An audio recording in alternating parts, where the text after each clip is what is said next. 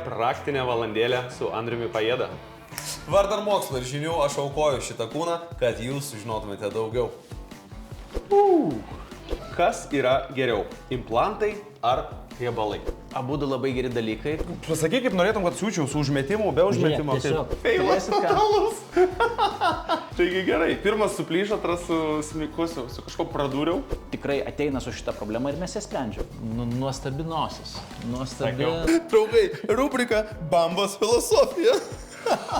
Na, draugai, vieną dieną pacientas, kitą dieną rezidentas. Keliaukite su manimi, nes šiandien bus interviu su chirurgu kiek kitaip. Sužinosime, ko dažniausiai prašo vyrai operacinėje, kada chirurgas abejoja, bei kas vyksta už uždarų durų. Keliaujam.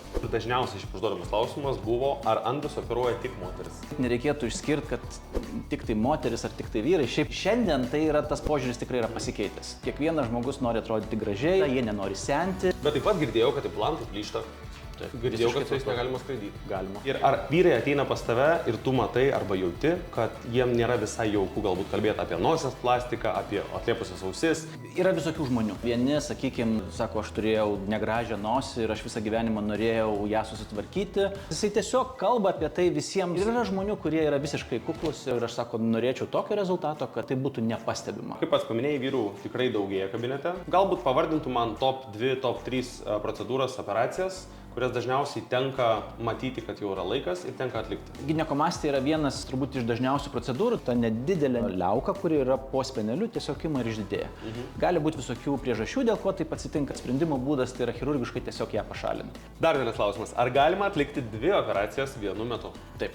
Kada reikėtų pradėti ir kada ne per vėlų yra akių vokų operaciją atlikti? Metų limito kažkokio tai nuo kada iki kada tikrai nėra. Tu esi kaip mano draugelis didžėjus, aš turiu daug draugelių didžėjų, tai jisai atvaro, jam viską susetapina, viską parašė, jisai atvaro, pastovi 15 minučių, kaip Jonas sako, jei, party people, baigta valanda, atgrotą varom.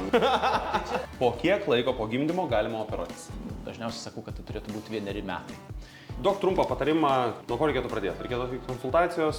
Konsultacija, jeigu baisu konsultacija, galima turbūt atsiųsti keletą nuotraukų. Turbūt, kad pirmi žingsniai tokie turėtų būti. Vyrai, todėl nedvejokite. Jeigu norėtumėte, užsirašykite konsultacijai, sužinosite dėlisant, ar galima, reikia ir ar jau laikas.